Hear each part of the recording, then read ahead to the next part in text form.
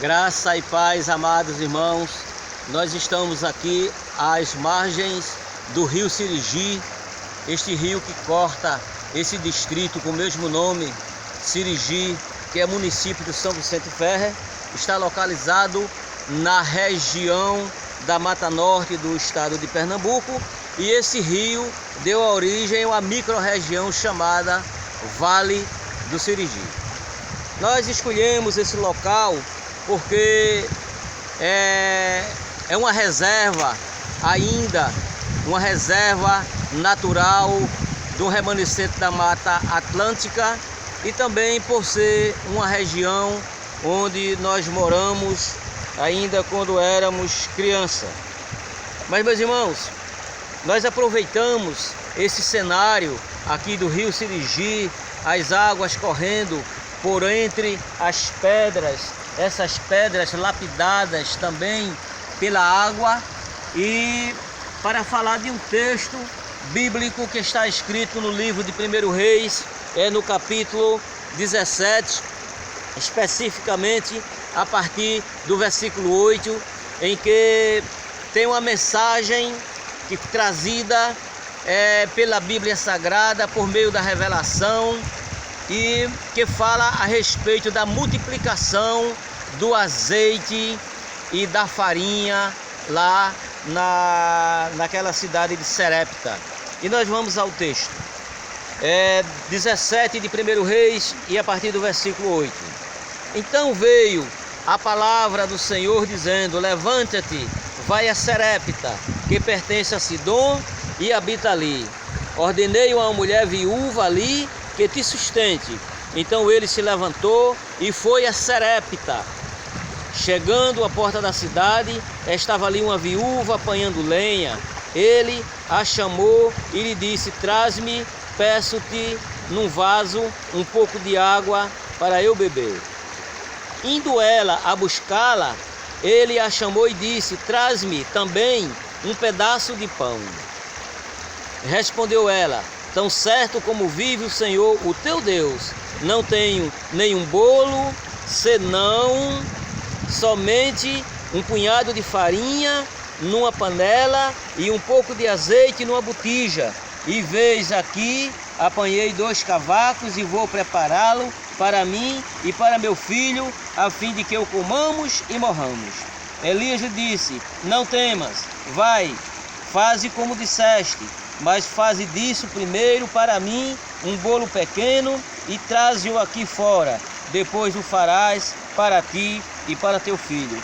Pois assim diz o Senhor, o Deus de Israel: a farinha da panela não se acabará, e o azeite da botija não faltará, até o dia em que o Senhor der chuva sobre a terra. Fez ela conforme a palavra de Elias, assim comeu ele e sua casa muitos dias, até que veio chuva sobre a terra. Da panela a farinha não se acabou, e da botija o azeite não faltou, conforme a palavra do Senhor falada por intermédio de Elias. Mas, meus irmãos, meus amigos, também ouvintes da palavra de Deus, esse texto lido, que nós vamos passar a explicar alguns detalhes, está dentro de uma longa história que aconteceu ali em Israel. Primeiro, houve a divisa do reino, o reino do norte e o reino do sul. O reino do norte com o nome de reino de Israel, que tinha a cidade de Samaria como capital, e houve com essa divisa também a divisa das pessoas, em que o reino de Judá proibiu de que os que estavam no reino de Israel tivessem acesso a Jerusalém, o templo lá em Jerusalém, para louvar, para oferecer os cultos ao Senhor. E com essa proibição houve exatamente a negligência, que as pessoas não guardaram a palavra de Deus. Em vez de mesmo com essa proibição, eles continuarem guardando a palavra de Deus, eles começaram a praticar o paganismo. Mas, meus amados, o mais interessante nesse contexto todo é que Elias havia anunciado ao rei Acabe de que durante muitos anos, precisamente 3 anos e meio, que não choveu sobre a face da terra, de que não iria chover. E sem chuva, nós sabemos que sem água vem também a fome, vem diversos problemas sociais, e Deus é o Deus provedor, é o Deus de misericórdia, é o Deus que cuidou do profeta Elias, é o Deus que cuida de mim e é o Deus que cuida de você. E Deus mandou que Elias fosse se acampar à margem do ribeiro de Querite, ou seja, o ribeiro é um rio mais ou menos como aqui o rio Sirigi, um rio que tem o quê? Uns 10, 12 metros, mais ou menos 15 metros de largura. A parte mais larga chega a 20 e poucos metros de largura. E ali Deus ordenou de que Elias ficasse lá, porque um corvo iria levar pão e carne para Elias. Imaginem vocês de que Deus ordenou a um corvo, que é uma ave carnívora, que se alimenta de carne, mas Deus fez com que ela, parte do alimento da carne que ela deveria comer, que fosse levada até o profeta. E Deus também ordenou de que levasse também pão. Esse pão, nós não vamos imaginar que seja propriamente o pão feito de trigo, mas expressa diversos tipos de alimentos, é o pão nosso de cada dia. Meus irmãos, e de repente, ao longo dessa estiagem, aquele ribeiro também começou a secar. E agora não ia ter mais água para Elias beber, porque o ribeiro estava chegado ao fim. As nascentes não abasteciam mais o ribeiro. Aí Deus é o Deus de providência. Eu gostaria que você fixasse em sua mente de que Deus é o Deus provedor, é o Deus de providência. E Deus ordena a Elias, quando ele diz: levanta-te e vai a Serepta, que está lá em Sidom. Meus irmãos, o rei Acabe, ele fez o que era mal perante o Senhor. E uma das piores coisas que ele fez foi tomar uma mulher que ela era pagã, uma mulher que adorava a ídolo como esposa lá na terra de Sidom, e levou agora a contaminação espiritual para dentro da sua casa, literalmente, e para também influenciar os habitantes de Israel. E quando Elias chega ali àquela cidade, vai que Deus diz que lá já ordenei uma mulher que te alimentasse. E quando ele chega na entrada da cidade, ele percebe uma mulher que estava apanhando gravetos, pedaços de madeiras que estavam secas lá ao relento. E quando ele avista essa mulher, o Espírito Santo de Deus falou para ele de que era aquela mulher que iria alimentá-lo. Às vezes a gente quer que Deus haja na nossa vida de acordo com a nossa lógica, mas a lógica de Deus não é a nossa lógica. E pela lógica humana, ali Elias deveria encontrar uma mulher rica, uma mulher com uma belíssima casa, com muitos bens, com um lugar aconchegante para hospedá-lo e talvez muito alimento. Mas quando Elias chega, aquela mulher já estava do lado de fora da cidade, porque era muito pobre, apanhando graveto. Ele pede água e ela prontamente se levanta do que ela estava fazendo, ela larga, vai buscar água, e quando ela dá alguns passos, o profeta diz assim: mas primeiro traz para mim um bolo, um pedaço de pão, coisa dessa natureza. E a mulher diz: olha, tão certo como vive o Senhor teu Deus. E a mulher usou essa expressão, o Senhor teu Deus, era porque ela fazia parte de uma região pagã, que adorava a ídolos, especialmente ao deus pagão Baal, mas ela sabia de que Deus já havia revelado para ela que Elias estava vindo, e quando Elias falou, ela sabia de que ele era o homem de Deus, e ela usou essa expressão: tão certo como vive o Senhor teu Deus. Ela não disse o Senhor nosso Deus, não, Senhor meu Deus, porque ela não conhecia Deus, mas ela sabia que aquele homem era o homem de Deus. Que eu não tenho senão um punhadinho de farinha e um pouco de azeite numa botija, e como você está vendo, homem, eu estou apanhando aqui esses gravetos e vou fazer um pequeno bolo, vai comer eu e meu filho, e depois nós morreremos, ou seja, depois dessa última porção de farinha e de azeite não tem mais o que comer e nós vamos morrer. Aí o profeta disse: mulher, vai, faz como estás dizendo, mas primeiro faz um bolo dessa farinha e desse azeite e traz para mim,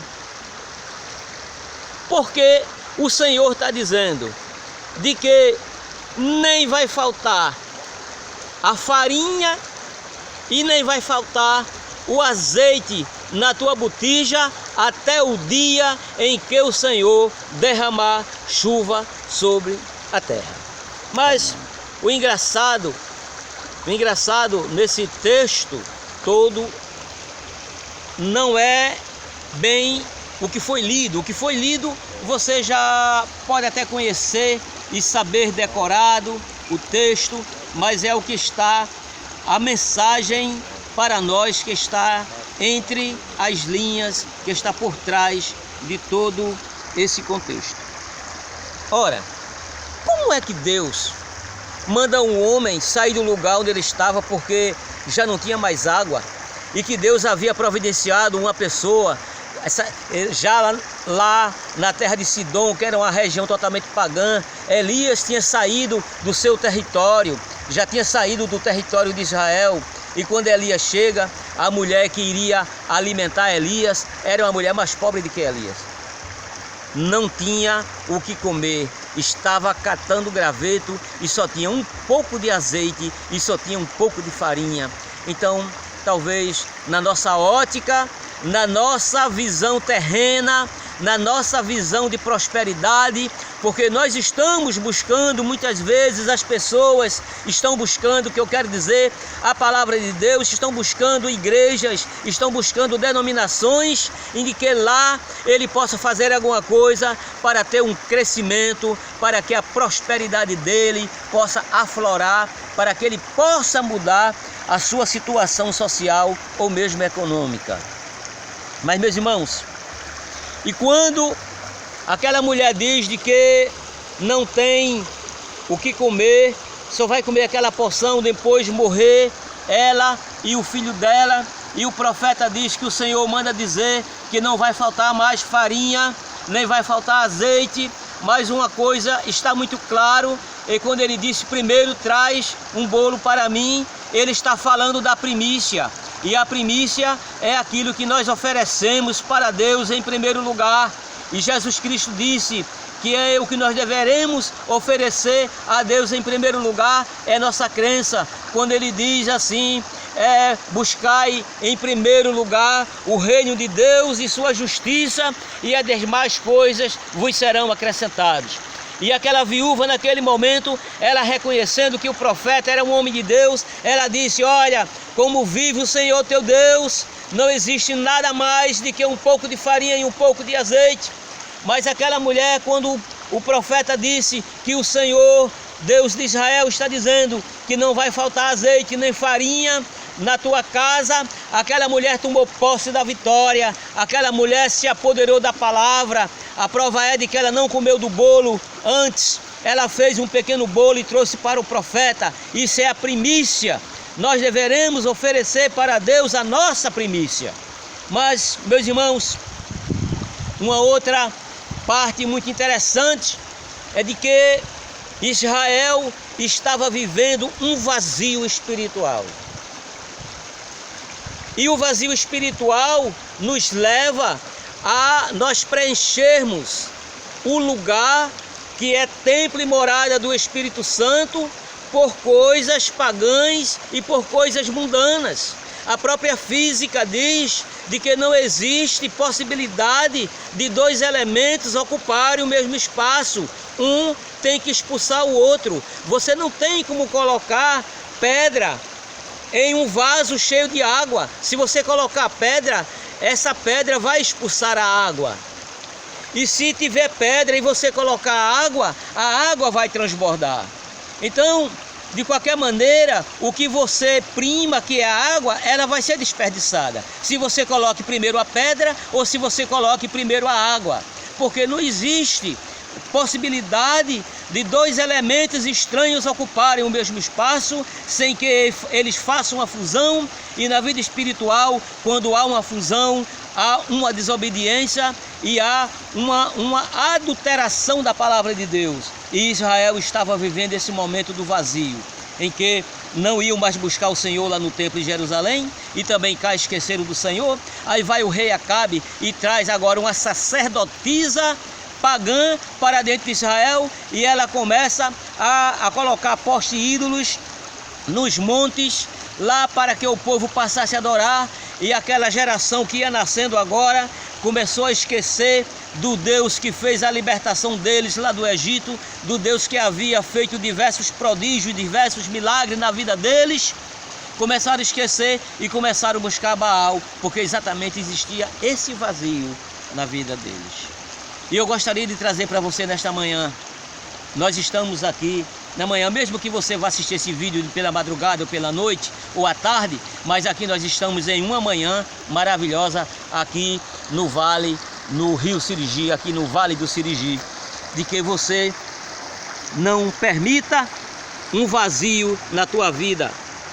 Dá lugar para que Deus, para que o Senhor habite na tua vida, para que o teu corpo seja o templo e morada do Espírito Santo, assim como era aquele templo lá em Jerusalém, que era o local onde representava a presença de Deus, por meio da palavra dele escrita lá na Arca da Aliança. E hoje a palavra de Deus está escrita por diversos meios, nos livros físicos feitos de papel, mas também está hoje disponível na mídia digital. Então você tem posse da palavra de Deus, mas não é importante também que você conduza a palavra de Deus, ela é escrita ou ela mesmo gravada em um equipamento da mídia digital, mas é uma grande necessidade de que esses elementos, que esses meios, sejam apenas para que nós possamos buscar a palavra de Deus e tomar conhecimento, mas é a nossa vida, é o nosso coração, é o nosso intelecto, é na nossa mente onde nós devemos armazenar a palavra de Deus, para que o Senhor faça morada em nossas vidas e seja assim fechado o espaço, a entrada para que o profanismo, para que o paganismo, para que a mistura. Hoje é muito comum as pessoas achar que qualquer religião, qualquer caminho chega a Deus, e a Bíblia diz que religião nenhuma leva a Deus. Porque lá no capítulo 14, no capítulo 6 do Evangelho de João, diz de que Jesus Cristo diz que Ele é o caminho.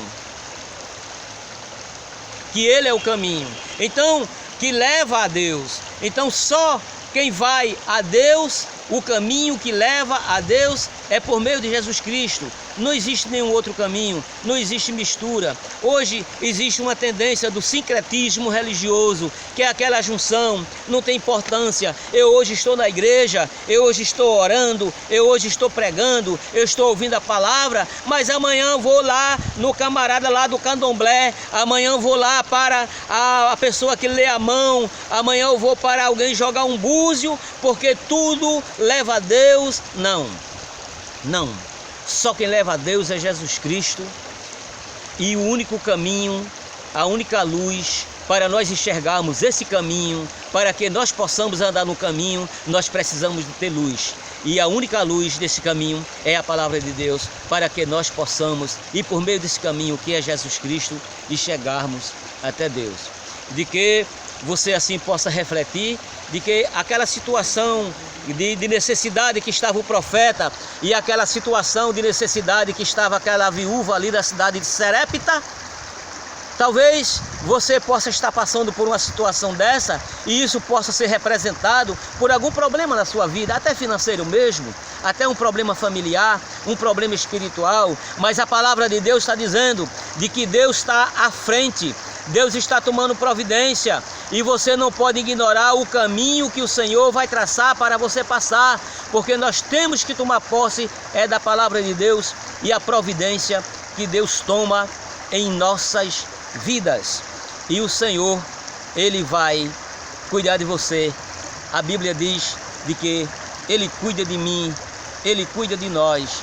Então, confia no Senhor, mas permita que o Senhor faça morada na tua vida e que você seja templo e morada do Espírito Santo. E para que isso aconteça, há uma necessidade que você entregue a sua vida ao Senhor Jesus Cristo. E entregar essa vida não é você praticar um suicídio, não é você se cortar, você oferecer nenhum sacrifício. Essa vida significa de que você vai aceitar o Senhor Jesus Cristo como Salvador e você vai começar agora a professar a tua fé, demonstrar que você é uma nova criatura. E professar a fé é você começar agora a exercitar. Aquela viúva exercitou a fé que ela teve na palavra do profeta. E eu gostaria de finalizar essa mensagem. Eu gostaria de finalizar essa mensagem e eu vou fazer um convite ao pastor José dos Santos. Ao pastor José dos Santos. Ele que é meu irmão, e ele vai fazer a oração, agradecendo ao Senhor por esse momento. E eu tenho muito a agradecer a você, por você estar participando conosco, fazendo parte, porque Jesus Cristo disse: ide por todo mundo, pregai o evangelho a toda criatura. Ele disse assim: olha, esse evangelho tem que ser anunciado até os confins da terra. E por meio desse canal da internet, por meio da televisão, nós alcançamos os confins da terra. Os confins da terra, não vai pensar que é o Japão não. Aonde eu estou aqui hoje é um confim da terra. O confim da terra são aquelas regiões que muitas vezes a gente acha que não vai chegar lá, mas Deus sempre usa as pessoas para levar a palavra. A ciência, a tecnologia, ela só existe porque tudo foi feito do que Deus criou na terra.